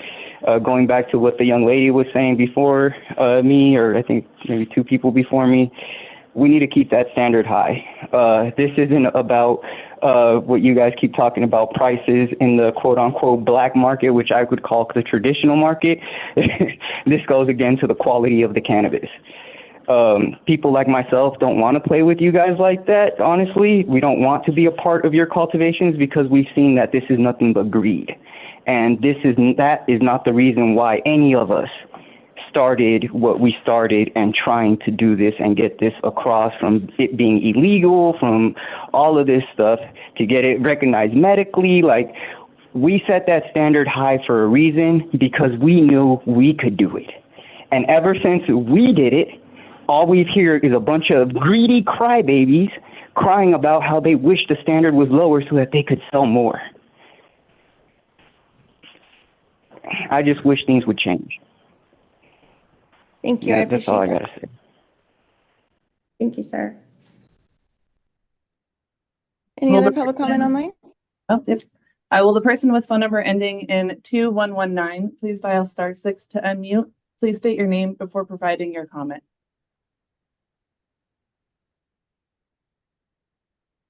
Hello, hi, good morning. For the record, speaking is Timothy Eliotto, and I would just like to include for public safety awareness that we may want to look into for consideration testing for hopline viroids and other plant diseases that could be detrimental to the health of the consumers. But unfortunately, as of now, just based on how the facilities are in cultivation facilities in particular are in operation, it's become a huge problem, and I just don't believe that we are looking into the in terms of a systematic way to mitigate that as well. And I believe that as awareness is brought up in regards to the hopline virus issue, because obviously it is becoming a huge issue in our in the industry for the fact that obviously lowering the maximum yield and also the cannabinoid production as well. And if we continue to basically allow this sort of practice to happen, we may not even have a robust industry as we currently have within the next 3 to 5 years. So I just believe that if we were to have some sort of guidelines towards mitigating this issue, whether it's basically coming up with specific regulations that aids in testing, and then basically could which I believe the cultivation facilities might use as a guidelines in which they might operate, and then if there is any issues, it could easily be mitigated before we end up with some sort of mutations within the cultivation facilities that could even cause much bigger problems in the future. And like I said earlier, it might definitely be a huge dent within the profit margin that is already being which is already in unfortunately in decline as well. So I just wanted to make that statement. So thanks for your time. Thank you so much. And will Jeff Angerman unmute yourself and please give your public comment.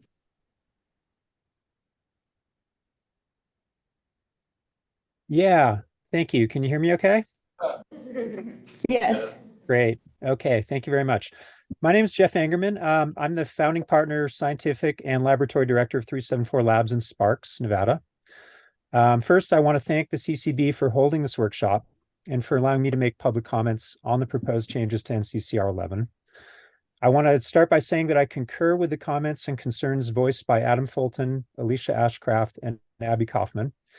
And I'd like to comment briefly on several of the proposed changes, some of which they've already commented on, but I'm going to add to those. To start with, I just want to comment on 050, 053, 2 sections of 053 as well. So 3 comments total.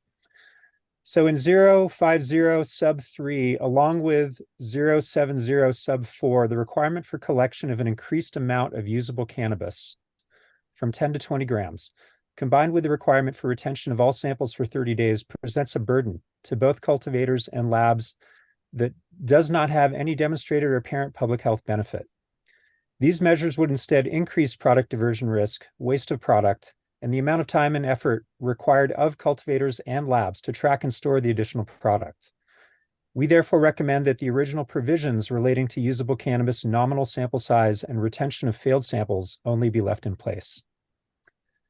In proposed regulation 11.053 sub 2, the ability of laboratories to generate standard curves for instrument calibration using the traditional and widely accepted serial dilution protocol is effectively eliminated. Serial dilutions, which typically employ a constant dilution factor, usually log 10 or 2x, present several advantages over non-serial dilution methods, including, but not limited to, 1, a high degree of reproducibility due to the uniformity of the manual approach and the relatively small assortment of required glassware, and 2, a lower barrier to technical mastery by the analyst, which improves both the accuracy and reliability of the standardization process. We respectfully urge the CCB to reject this proposed change, which would result in an increase in time and effort required to prepare calibration standards without attendant improvements in accuracy or precision. In proposed regulation 11.053 subsection 5b, a CCV or continuing calibration verification check standard must be run every 20 instrument injections.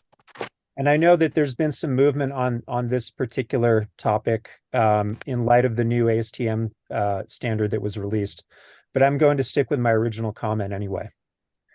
So this represents a really short interval when we consider typical run queue construction for analytical instruments and when we take those into account.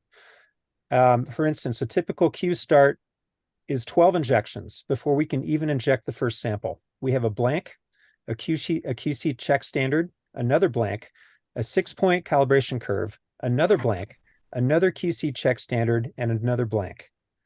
With analytical instrument cycle times running as long as 33 minutes per sample, This would add significant time to each instrument run without any tangible benefit. We therefore propose that the CCB revises this proposed regulation to read once every 20 samples. And that's all I have. Thank you all for allowing me to enter these comments.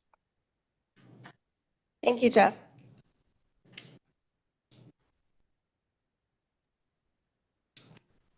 There's no one else for online public comment. Okay. I will now continue with the remaining amendments to NCCR 11. NCCR 11.065 has been revised to clarify requirements for pesticide residue analysis.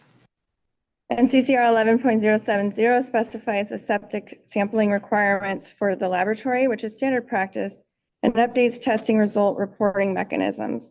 We did receive public comment regarding sample collection in the mistaken belief that we were requiring each container in a lot or production run to be considered a separate test sample.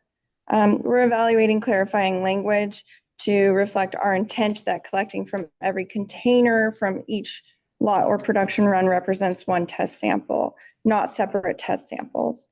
So we'll work on that language for you guys. Based on feedback, we are evaluating improved access to hand washing sink for the proposed glove changing requirement. We're also evaluating adding clarifying language to provide a retesting laboratory with the information it needs to label the COA according to the proposed language change as requested in public comment. NCCR 11.075 outlines requirements for remediation, treatment, and retesting of cannabis. And finally, 11.085 clarifies responsibility of cost for screening or testing. Are there any public comments in Las Vegas on NCCR 11.065 through 11.085? Hello again, Hadina Feliz for the record on the Board of Chamber of Cannabis. I also do cannabis compliance management. In regards to NCCR 11.065 pursuant to NRS Chapter 586, also in light of CCB Public Health and Safety Bulletin published in April 2023. So the last time Nevada Department of Agriculture updated their list of approved pesticides was in 2022. And I'm here requesting for the CCB to actually make this information easily accessible, not only to operators, but also members of the public, and to reconcile the information instead of having us to go through different pages to look for it. And not many people know where to look for stuff sometimes. And that's all I have to say today. Thank you. Thank you so much. Thanks.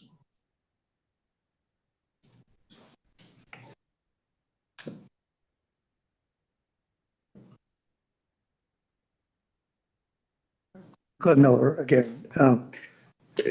I support this piece strongly.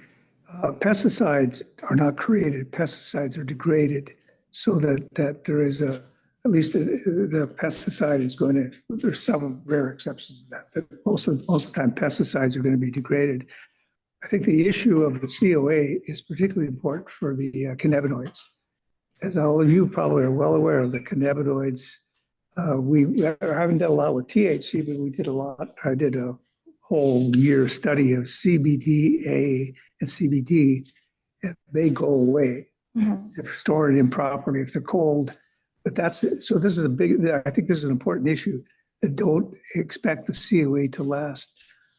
I would probably say 6 months, but 1 year is fine. But it is a significant impact on the market and how people deal with these as a medicine. Thank you. Thanks, and I can add to that a little bit. We had heard historically through the American Herbal Pharmacopoeia that cannabis is expected to degrade by about 10% over 1 year. And so we looked at our THC percentages and we found that to be exactly true. After about 1 year, the THC degrades about 10%. It's about 10% less potent than it was at testing. And that's the standard used in the pharmaceutical industry for expiration dates. So that's where this 1 year timeframe is coming from. So thank you. Appreciate that. There was one other concern. After a year, microbials could grow in your sample depending how you're storing. That's potentially a hazard to the consumer. So this was all about not an action necessarily the labs had to take. It was just to inform the consumer, hey, after a year, these numbers may not be exactly what you're seeing here.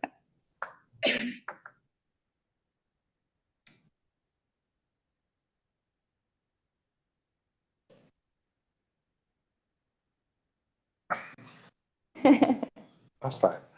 Adam Fulton with the law firm of Jennings and Fulton. Alicia Ashcraft, the law firm of Ashcraft and Barr. Okay, first comment is NRS 11.065 sub 2, sub B and C. So the comment here is that there should be a state requirement for the same analytical MDL LOQ for these compounds to avoid discrepancy in results between labs and in order to ensure positive identification of the non-detect pesticide compounds. The CCB should also allow confirmation of the trace level of the ND pesticide compounds when they fall between MDL and LOQ. The standardization is needed. So basically what my understanding is that we need a minimum detection level because while we don't need a standardized method, we do need a standardized limit of detection.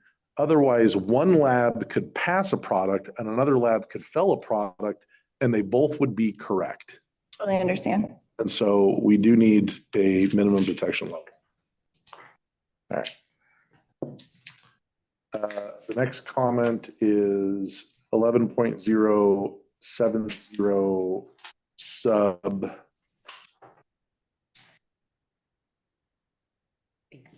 two. 1B 2 sub 2. Say that right?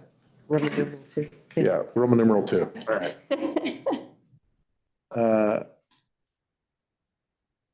So we're recommending that the language be modified to say that the samplers shall ensure that there is no cross-contamination between different harvest batch or production runs. To require a sampler to change their gloves between each batch or production run seems unnecessarily wasteful, as the gloves often do not touch the sample in any way.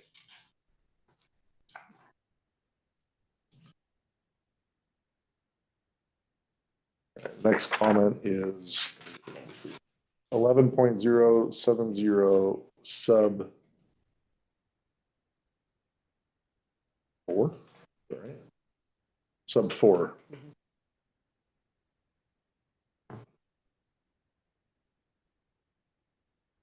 What would now be 4 after you? After, okay. Correct. Thank you. Yep. Thank you. All right, so here, keeping all samples for 30 days creates a storage and inventory nightmare challenge for labs. The CCB should require keeping felled samples and any other specific requests by the CCB, but all, the word all is not tenable with labs' current storage capacities. This literally will be an increase in like 5-fold, and it's just not feasible for most of the labs to do this. Sub 8, the concern with sub 8, and we appreciate you addressing the issue and crossing out at the same time that it transmit those results to the facility which provided the sample.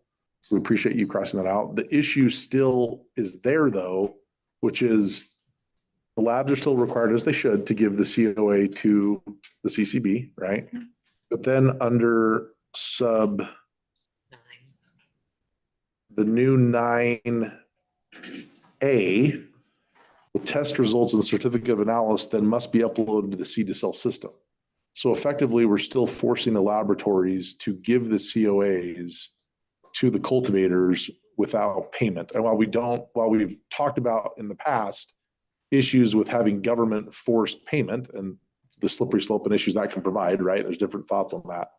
The thought that we had initially was don't require the labs to give over something unless they're paid for it. You wouldn't force a mechanic to give someone's car back until they've been paid for the work on the car.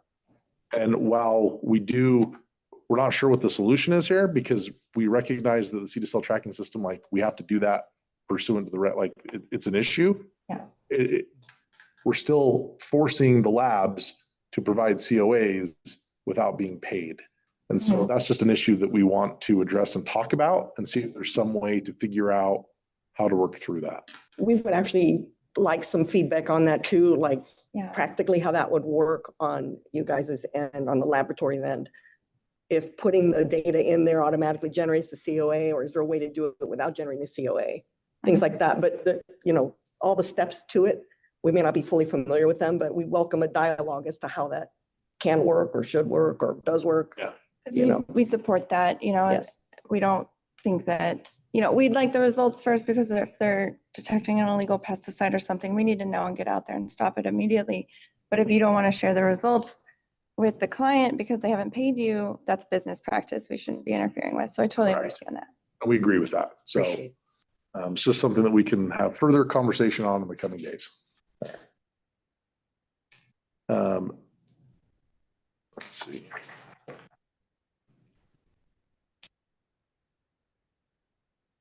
So, same section, sub Still in 070. 070, sub 9, the new 9, sub C and D.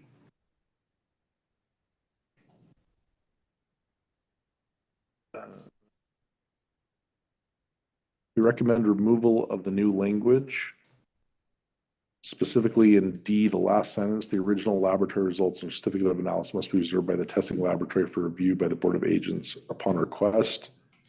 The reason being is C and D discuss the testing labs maintaining the original COAs for the amended report and filled samples for the CCB agent review upon request. The current seed to cell system metric has the original data and cannot be overwritten by the amended or retest data. So the seed to cell system is already available for the CCB's agent's disposal. So there's no need to impose such a requirement on the initial testing lab. It's just an additional requirement that's unnecessary. That same comment applies to the end of C as well.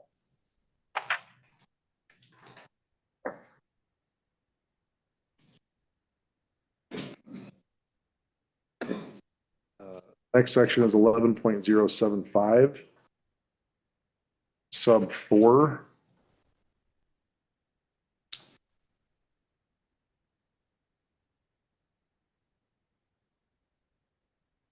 So it appears the CCB is using the same definition for retest and confirmation test. While the retest is clearly defined in the NCCR, the labs would define confirmation testing as a QC action required for the testing lab to ensure its quality. The before and after data documented in the lab's testing system. If for any reason the confirmation test results affect the pass-fail, the lab's QA corrective action system will have documentation to delineate the decision-making process. And we think that will solve the issue of what we've talked about previously about, people just retesting, that concern that exists out there, right? So it's not a let's run the test as many times as needed to pass the scenario, but doing these additional testing is actually an integral part of running an analytical laboratory. And then there's like a whole bunch of science reasonings behind it that I won't get into. But we'll submit it to you. That's fair. So, but yeah, so. I think that's it. That's Okay, it. great. Thank you. Thank you. Thank you.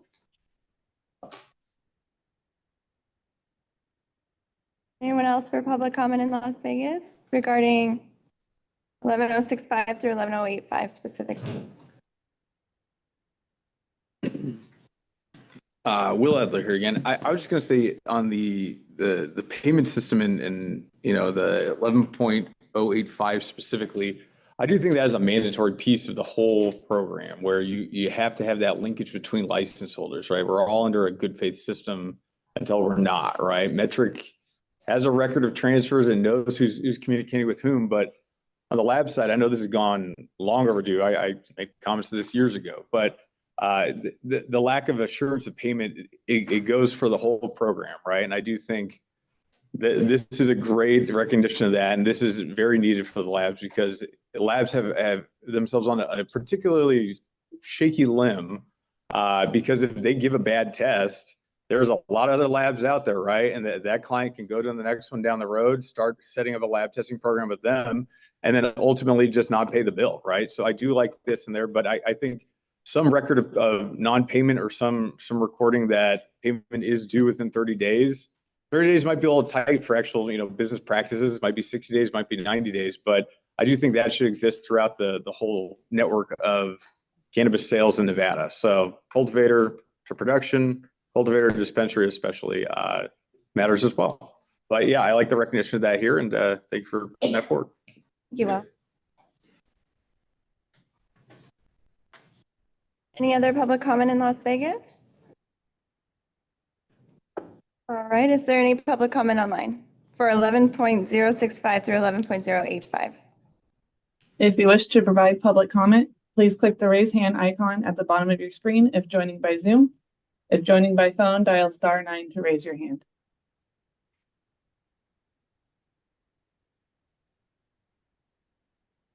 I see no raised hands for online public comment.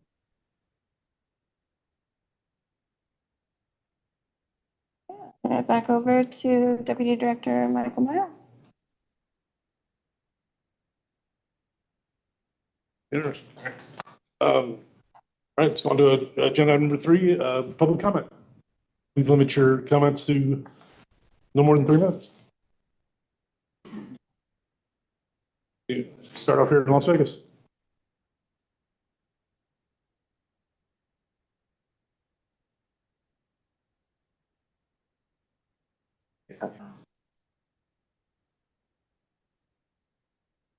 Will Adler, for the record, representing Silver State Government Relations, repping GTI today, Green Thumbs Industries.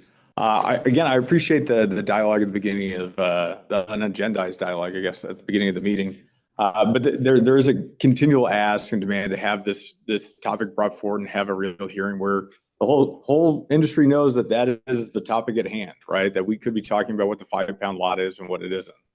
Because it has just been something stagnant since 2013, 14 when we established it. But it is one where I took an unofficial poll and I texted 15 cultivators here and I said, would you like the option for variability between being stuck at 5 pounds only or having up to 10 pounds? And not one of them said, I want to be stuck at 5 pounds only, just an unofficial poll.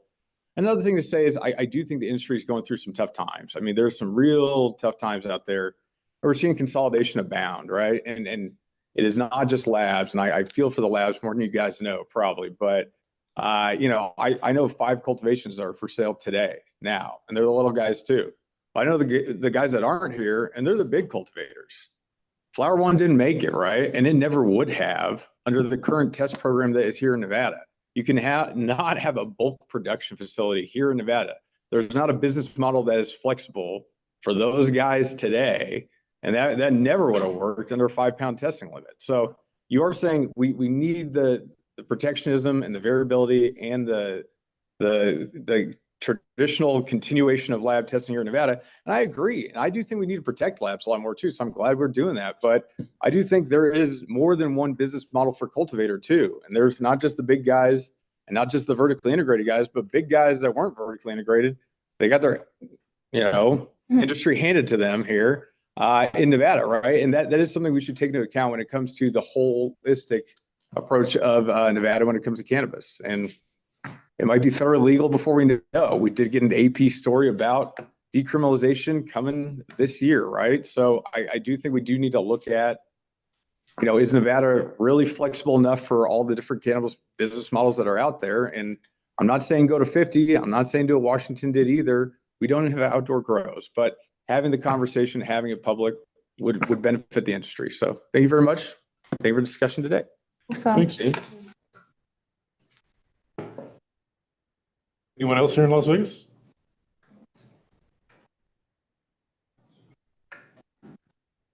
Super quick. Again, Tina Skellinger with the Chamber of Cannabis. We do appreciate and recognize the lowering on the agent card for renewal or to get replaced. Would highly appreciate seeing that system streamlined just for record keeping purposes for everybody. And I do think it's great that we are getting rid of some of the excessive testing for a product that is going into production, that is going to get blasted, where I'm on that page. It's redundant. It's going to get so fried, it doesn't matter what it had on it to begin with. So I'm not always on the other side. I do appreciate where that is going to save smaller facilities some money with not having to go through the extensive treatment of like wet flour that's just going to get put into our production. So appreciate those things and enjoy the progress. Thank you. Thanks. Thank you. Anybody else here in Las Vegas? All right, Amber, anybody online? If you wish to provide public comment, click the raise hand icon at the bottom of your screen if joining by Zoom. If joining by phone, dial *9 to raise your hand. And as a reminder, please keep your comments to 3 minutes.